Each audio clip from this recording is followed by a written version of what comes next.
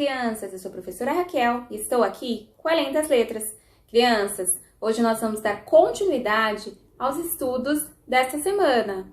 Será que você já se perguntou de onde vem o mel que faz parte da nossa alimentação? Como será que as abelhas o produzem? Vamos conferir! Como as abelhas produzem mel?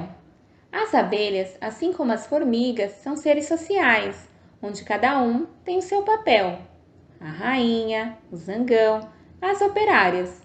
E são as operárias que têm como função coletar o néctar. Na coleta, elas o armazenam em seu estômago e no transporte do néctar até a colmeia, o corpo das abelhas libera substâncias que vão transformando o néctar. Quando chegam à colmeia, depositam o néctar em compartimentos, os chamados favos de mel, que são estruturas de cera construídos por elas. Mas, para que o processo esteja completo, elas precisam retirar o excesso de água contido no néctar, para que o alimento tenha um tempo de duração maior e não estrague com facilidade. Para isso, elas batem as asas para secar a água. A mistura vai então se transformando em uma calda espessa, rica em minerais, carboidratos, açúcar e vitaminas. Pronto, temos o mel produzido pelas abelhas.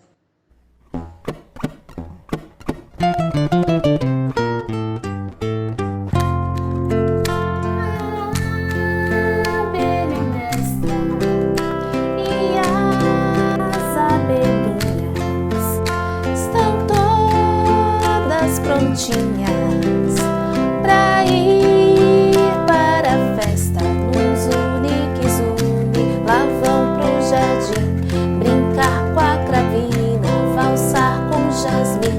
Da rosa pro cravo, do cravo pra rosa, da rosa pro favo e de volta pra rosa. Venham ver como dão mel as abelhas do céu. Venham ver como dão mel as abelhas do céu. Venham ver como dão mel as abelhas do céu. Venham ver como dão mel as abelhas do céu. A abelha rainha está sempre cansada, engorda a pancinha e não faz mais nada. Lá vão pro jardim brincar com a cravina, valsar com jasmim. Da rosa pro cravo, do cravo pra rosa, da rosa pro favo e de volta pra rosa. Venham ver como dão mel as abelhas do céu. Venham ver como dão mel as abelhas do céu.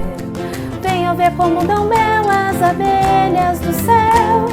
Venham ver como dão mel as abelhas do céu.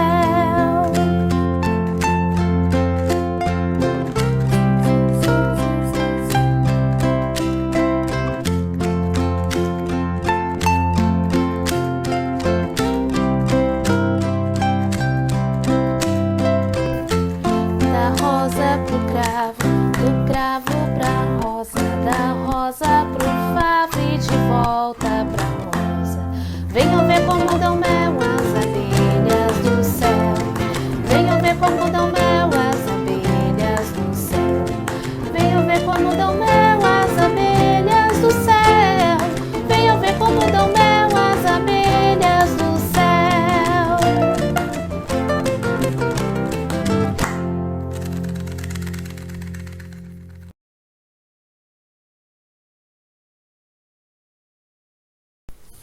Olá, crianças, tudo bem com vocês? Hoje eu vou contar para vocês uma história chamada O Caso do Favo de Mel. E é mais ou menos uma investigação. Essa história é do Milton Célio de Oliveira Filho. Ilustrações da Taline Schuber e a editora Brink Book. Ao voltar para casa depois de um dia de labuta, a abelha descobriu que o amigo do alheio fartara-se do seu mel. Surpresa, pediu ajuda a Vespa. Tinha de encontrar pistas do gatuno. No meio do zum zum zum, o bicho da goiaba pôs a cara para fora. Para mim, quem fez a bagunça tem asas bem coloridas. Epa! Exclamou a Vespa. Vamos chamar as falas. A borboleta. Dona Abelha, eu nem sei onde é a colmeia. Fique de antenas ligadas. Quem anda em nuvens devorando a paisagem? Aquele que está sempre com fome. Suspirou a mosca. Só pode ser o gafanhoto. Confesso que, como não tenho problemas com a balança, às vezes eu exagero no lanche. Mas nem por isso quero ser visto como uma praga. Nem aqui, nem no Egito. E digo, cuidado com quem finge fazer uma prece. Céus! Falou o besouro. Vamos ver o louva-a-Deus. Isso é tudo mito. Não sou tão bom quanto pregam. E doce nem é o meu negócio. Só há um tipo com pinta de quem tem culpa no cartório. Para tirar isso a limpo, sussurrou a libélula. É bom encontrar a Joaninha. Pintas? Não me faltam, mas não sou de pintar o 7. Quem anda de galho em galho mostrando a cauda peluda? Pelo visto, guisalhou o grilo, o espertalhão é o esquilo. Nozes e avelã são tudo que eu quero para passar o inverno. Mel? Nem no café da manhã. Eu não fico por aí na flauta brincando com as flores. Ih, soltou o periquito.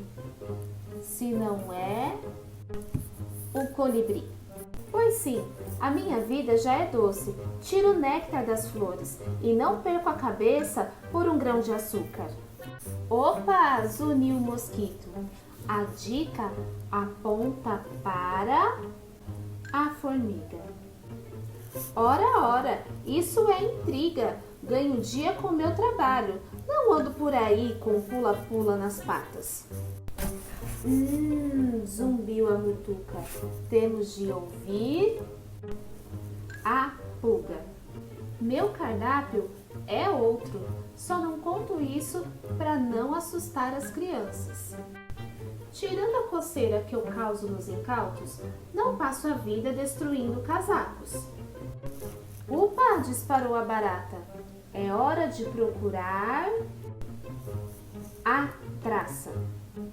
Verdade, muitos me acham um traste, mas não tenho como caso.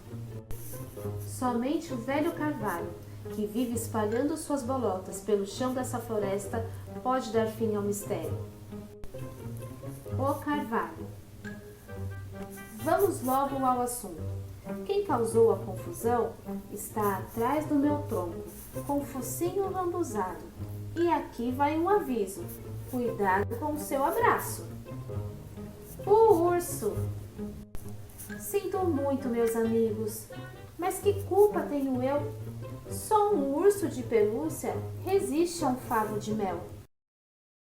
Vamos para o nosso quiz. Hoje, o nosso quiz vai trazer 2 alimentos produzidos pelas abelhas. Vamos para o primeiro? Encontre a palavra.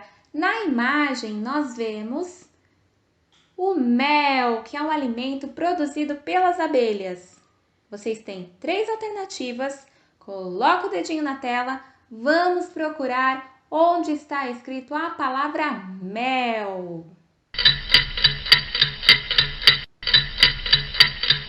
Nós temos 3 alternativas e só uma delas está escrito a palavra mel. Tente encontrar. Tempo para vocês.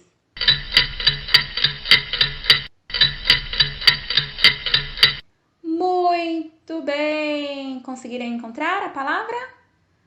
Resposta na tela. Mel, alternativa 3. Mel. Vamos para o próximo alimento.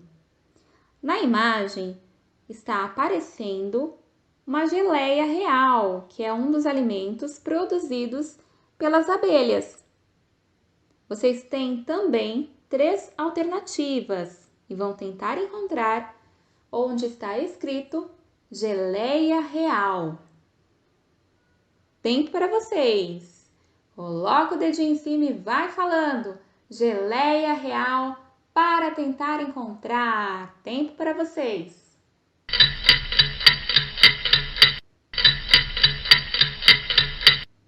Muito bem. Resposta na tela. Alternativa número 2, geleia real. Parabéns! Curiosidades sobre as abelhas. Sabe, crianças, eu estava lendo uma matéria sobre as abelhas e eu achei bastante interessante para compartilhar com vocês. Vocês sabiam que as abelhas da espécie melífera enfrentam um vírus, assim como nós estamos enfrentando neste momento? As abelhas que são afetadas pelo vírus, elas praticam a quarentena. Elas entram num tipo de isolamento social, se afastando do restante das outras abelhas. Imaginem só se essa abelhinha infectada voasse de flor em flor e estivesse em contato com as demais abelhas. Ela passaria para todas as outras e logo a colmeia estaria toda doente. As abelhas já aprenderam como fazer. Será que podemos nos inspirar nelas e pensar na nossa responsabilidade para manter a saúde coletiva? Bom, crianças, o Além das Letras vai ficando por aqui. Na segunda-feira, nós estamos de volta. Um grande abraço para vocês e até lá!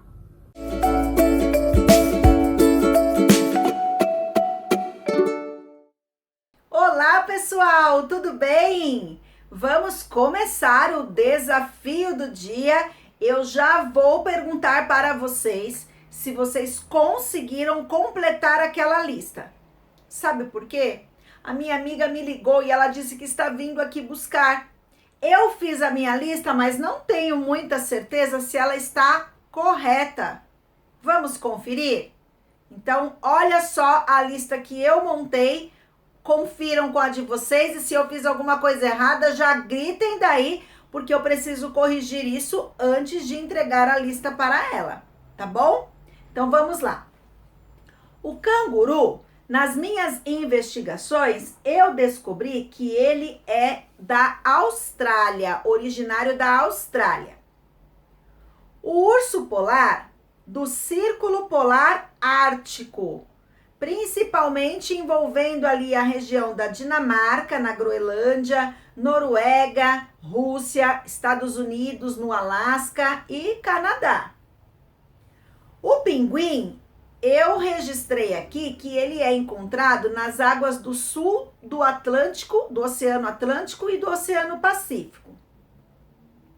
O dragão de Komodo, esse vem da Indonésia. O ornitorrinco também é da Austrália. O panda da China. O tigre siberiano da Coreia do Sul. O bisonte da Bielorrússia. O unicórnio, a Pro descobriu que ele é da Escócia. A arara azul do Brasil. A sucuri também aqui do nosso país. E a capivara também é do Brasil. E aí, acertei? Conferiu aí com a sua lista também? Ótimo, então já vou mandar mensagem e despachar a lista para ela rapidinho. Agradeço muito pela ajuda, viu? Depois, vocês podem, com os professores de vocês, descobrirem onde ficam esses locais. Investigarem o mapa do mundo aí, descobrindo cada lugarzinho desse e viajarem para lá na sua imaginação com as suas descobertas. Então agora vamos descobrir também mais um pouquinho com o mundo dos insetos. Pode chegar, Everton.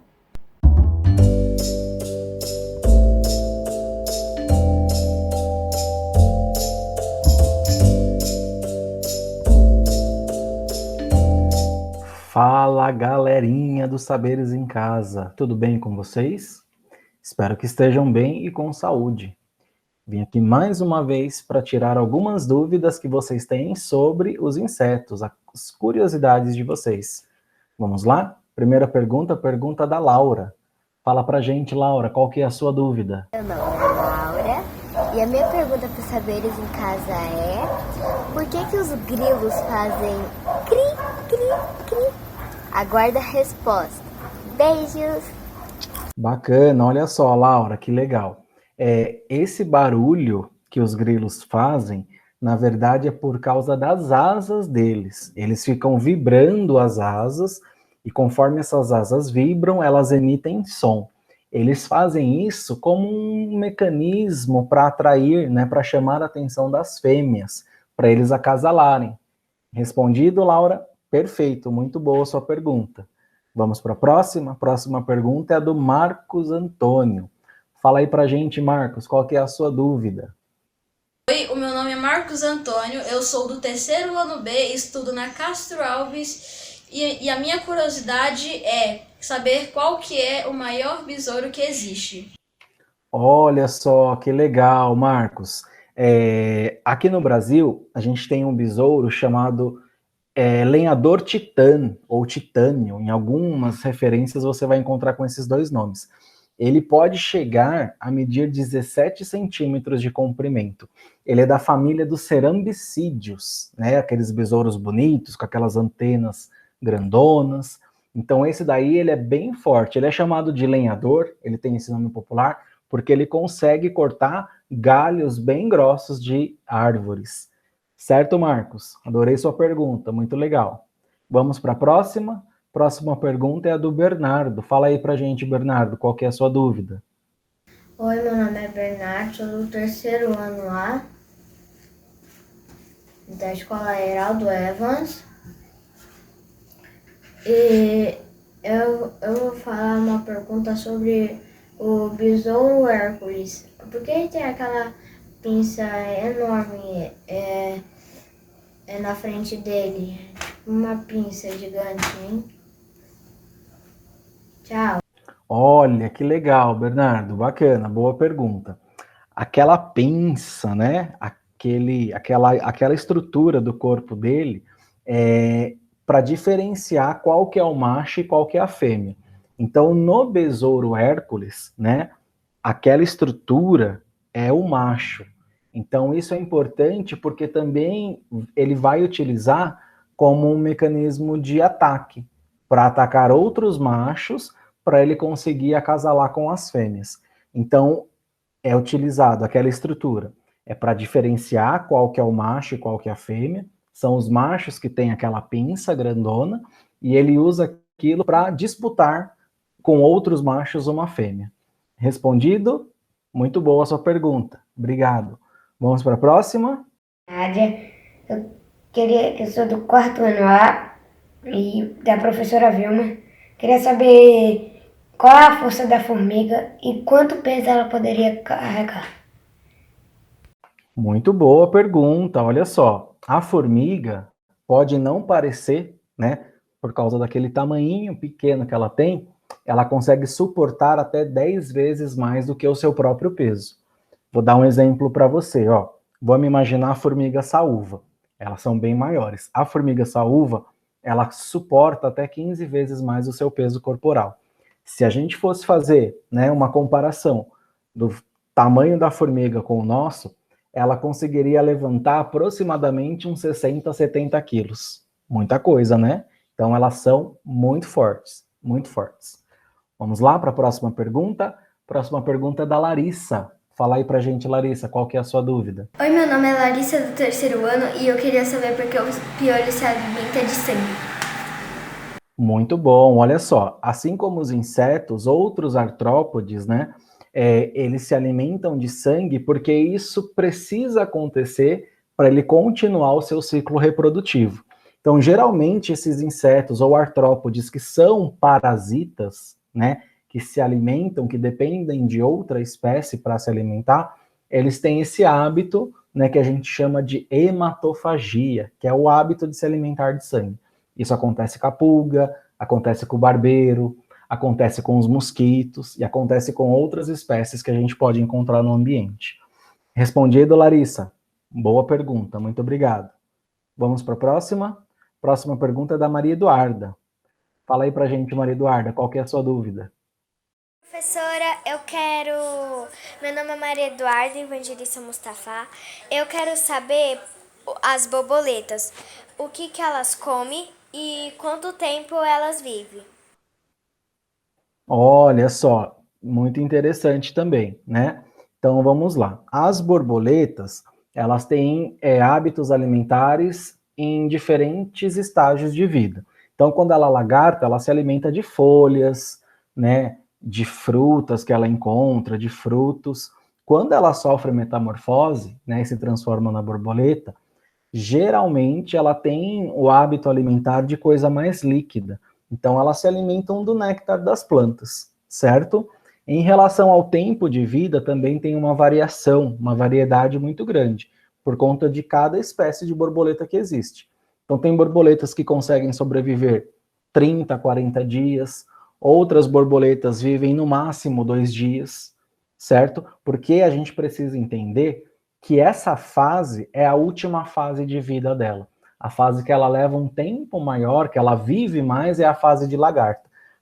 Quando ela se transforma na borboleta, é só para gerar descendentes, é só para se reproduzir. Respondido, Maria Eduarda, muito obrigado pela sua pergunta também. Vamos para a próxima? A próxima pergunta é do Murilo. Fala aí, Murilo, para a gente, qual que é a sua dúvida? Meu nome é Murilo Gustavo. E a pergunta que eu tenho é se um grilo pode comer mais de uma folha inteira. Olha só, que bacana. Murilo, pode sim. Os grilos, eles são predadores vorazes. Eles atacam plantações, eles têm preferência por gramas, por gramíneas. Então, eles se alimentam muito durante o dia todo. Então, eles conseguem comer aí até 3, 4 vezes mais o peso do seu corpo durante o dia. Respondido, Murilo? Muito boa a sua pergunta também, bacana. Vamos para a próxima pergunta? Próxima pergunta é a do Matheus. Fala aí, Matheus, para a gente, qual que é a sua dúvida? Eu quero saber sobre as baratas que mudam de cor. Olha só, que legal. Então vamos entender um pouquinho. Quando a gente encontra alguma baratinha que tem uma coloração diferente, geralmente mais clara, né, branca, ainda não é a barata adulta. É uma fase de vida da barata, certo? Então, as ninfas, né, que são chamadas essas fases, esses estágios, elas vão apresentar coloração diferente da baratinha adulta, tá? Mas não tem baratas de cores diferentes. Elas têm uma variação naquela tonalidade de marrom, às vezes vão ser mais escuras, às vezes mais claras, mas não tem mudança de cor. Essa cor mais clara é um estágio de desenvolvimento da barata. Respondido, Matheus? Boa pergunta também, bacana. Vamos lá, a próxima questão, a próxima pergunta é a pergunta da Alicia. Fala pra gente, Alicia, qual que é a sua dúvida? Oi, professora. Eu queria saber se a formiga tem intestino. Só isso. Olha, legal. Então vamos lá. Todo animal que tem boca, né, e tem lá o bumbum, por onde o alimento vai sair, ele tem um sistema digestório completo, tá? Então, a formiga, ela tem estômago, ela tem o esôfago, então ela passa, o alimento ele passa por todos os processos de digestão. E olha só que legal, a formiga, ela tem 2 estômagos. Um estômago que ela vai fazer a digestão, o processo de digestão dela, e um outro estômago que ela vai armazenar o alimento para levar para o formigueiro, para servir de alimento para outras formigas. Interessante, né? Olha só como ela pensa naquelas que ficaram lá na colônia, lá no formigueiro. Boa pergunta, Alicia, muito obrigado. E a última pergunta é a pergunta da Micaela. Fala aí pra gente, Micaela, qual que é a sua dúvida? Oi, professora Everton e professora Eliane, eu sou a Micaela e a minha pergunta sobre os insetos é qual é o maior deles aqui no Brasil. Tchau. Olha só, legal também, interessante. Bom, aqui no Brasil a gente tem várias ordens, né? Vários tipos de insetos que têm tamanhos consideráveis. Então a gente pode ter mariposas, existem mariposas aqui que têm 30 centímetros da ponta de uma asa até a outra. besouros, né? A gente tem besouros gigantes, besouro Hércules, besouro Titã, né, com tamanhos bem grandes, quase 20 centímetros aí de comprimento, de 17 a 20 centímetros. A gente tem o bicho-pau, que é aquele bicho que parece um galho de árvore. Tem bicho-pau que tem mais de 40 centímetros de comprimento.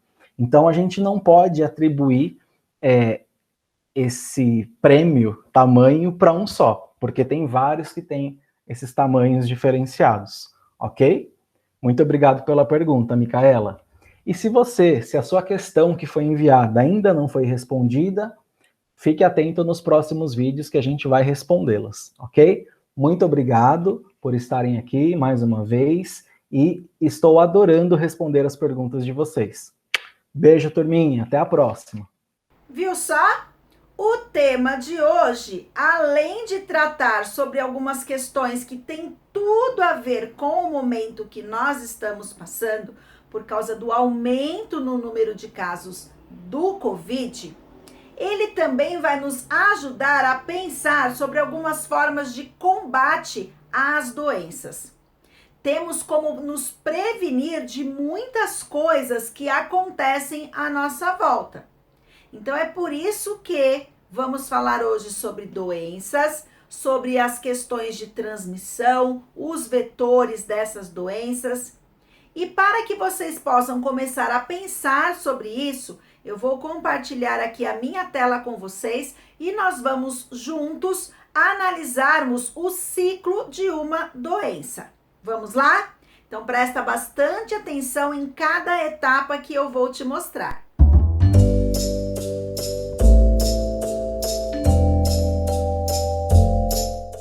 Então olha só o que a Pro vai mostrar. Aqui nós temos um esquema mostrando o ciclo de desenvolvimento desse mosquitinho danado que causa um problema grande em toda a população. Esse mosquitinho é o Aedes aegypti, causador da doença que nós conhecemos com o nome de dengue. Então, como todos vocês já sabem, os ovos desse danado mosquito, ele vai se reproduzir, ó, aqui nós temos os ovinhos dele, que se desenvolve e precisam, para chegar no mosquito adulto, desse componente que está aqui, ó. Olha a bagunça que a Pro fez. Precisa de água parada. Então, se eu não tenho água parada, o que vai acontecer aqui no nosso esquema é que sem água parada, tiramos a água, o mosquito também vai desaparecer. E aí, ele não consegue transmitir mais o agente causador da dengue, porque o mosquito não é o mosquito que causa, ele transmite, ele tem dentro do seu corpo o agente causador, e aí, quando ele nos pica, ele vai deixar esse danado desse vírus dentro do nosso corpo, e ele vai causar a doença. Então, se eu não tenho o mosquito, eu não vou ter a doença. E para combater aí o mosquito, para tirar esse danado aí do nosso ambiente, o que nós precisamos fazer? O que vocês acham que nós precisamos fazer? Precisamos eliminar todo o foco de água parada, não é isso? Então, a gente tira aqui a água parada, certo? Então, quando nós analisamos o ciclo de uma doença, nós precisamos entender o que provoca a multiplicação desse agente transmissor ou do agente causador. No caso aqui que eu estou mostrando, para combater esse ciclo, se eu tiro a água parada, eu elimino o mosquito. E aí, o agente causador da doença não tem onde se desenvolver também, tá bom? Então, espera um pouquinho agora que a Pro já volta. Então, nós temos alguns seres vivos que são transmissores diretos da doença, outros que são intermediários nesse processo. É por esse motivo que no caso do Covid, nós ouvimos falar o tempo todo na necessidade das medidas de proteção. Mas será que todas as pessoas já entenderam isso? Já conseguiram compreender que o vírus passa de uma pessoa para outra? Acho que não, né, turma? A gente, infelizmente, continua vendo pessoas aglomerando, né, confraternizando-se num momento tão difícil, não usando máscara. Se eu estou sem máscara e o vírus está comigo, quando eu falo, eu já estou transmitindo esse vírus para as outras pessoas. E no meu organismo, ele pode não causar sintoma nenhum. Então, eu nem sei que estou contaminada. Mas no corpo de outras pessoas, ele pode causar um grande estrago, inclusive levando a pessoa à morte. Então, todos esses cuidados são muito importantes para combatermos Covid e combatermos também outros ciclos de doenças que dependem diretamente do nosso comportamento. Quando a doença acontece no mundo todo, ela recebe um nome. Quando é algo que acontece apenas em uma região, ela recebe outro nome. Mas para não confundir e você entender tudo direitinho, observe a imagem que eu vou te mostrar. Então, nós temos aí exemplificado um mapa com uma doença hipotética, tá bom? Considerada aí uma epidemia. Depois nós temos um outro mapa com uma doença hipotética considerada aí uma endemia.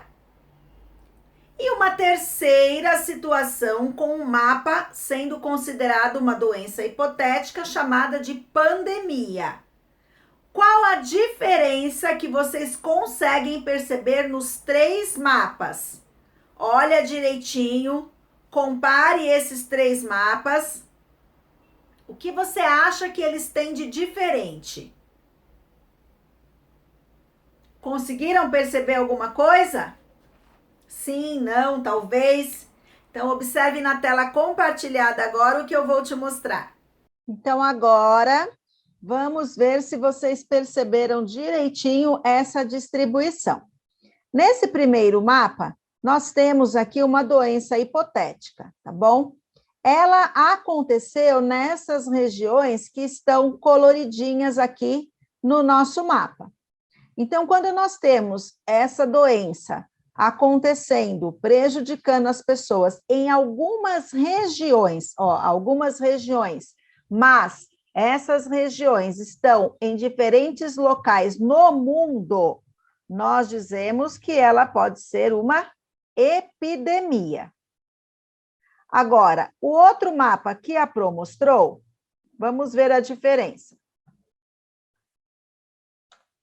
Olha só, vou apagar aqui o que eu anotei no anterior, para a gente não confundir. Opa! Pronto. Aqui nós temos uma doença, mas ela não está espalhada em diferentes locais no mundo. Ela está concentrada em uma região e apenas no nosso país. Então, nós dizemos que ela é uma endemia. Certo? Então, nós temos aqui uma endemia. É a mesma coisa quando nós falamos em espécies endêmicas. Uma espécie endêmica é que ela acontece, ela sobrevive só em uma região. Então, a endemia refere-se a uma doença que contamina e prejudica as pessoas em uma única região. Certo? Agora, vamos ver o próximo. Olha o que acontece nesta imagem. É diferente da anterior?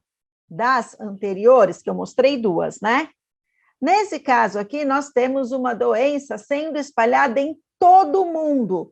Não tem nenhum cantinho do mundo que não tenha essa doença. É o que nós estamos passando.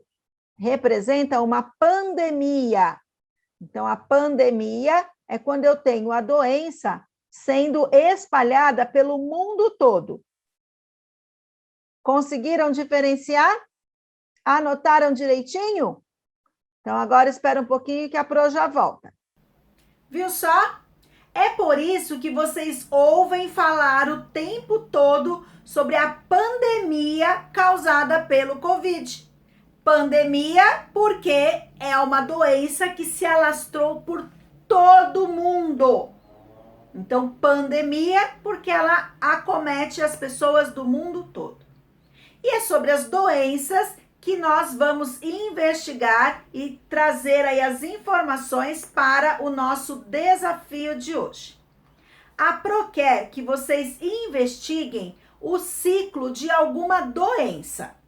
Vocês podem escolher essa doença ou porque vocês já ouviram falar ou porque vocês têm curiosidade em saber algo a respeito dela. Então, olha aí a nossa síntese de hoje. Vocês vão investigar o ciclo de alguma doença, mas essa doença, ela precisa, ser transmitida aí por algum ser vivo. Tem que ter ou uma transmissão direta, ou eles estarem atuando aí como vetores nessa transmissão. Os professores podem ajudar vocês investigando de que maneira que o nosso comportamento interfere para atrair alguns seres vivos causadores de doenças. O livro, por exemplo, traz o rato. E nós sabemos que o rato, ele está associado a algumas doenças bem graves, mas que o nosso comportamento também interfere. Eu tenho certeza que essas discussões vão ajudar bastante o que nós vamos conversar a semana que vem. Então, façam todos os registros com bastante dedicação. Excelente final de semana. Se cuidem, porque a pandemia está muito forte. Precisamos nos proteger mais do que nunca. E a semana que vem eu estou aqui à sua espera. Tchau, tchau.